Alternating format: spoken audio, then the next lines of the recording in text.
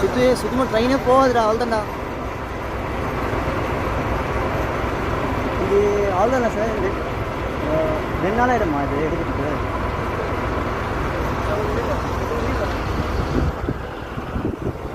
ஒயர்லாம் cut ஆயிடுச்சு, ஃபுல்லாக கட்டுடா.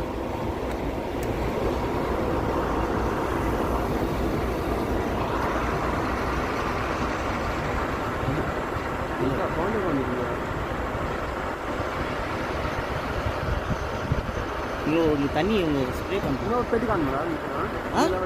அழிச்சுன்னு போயிட்டு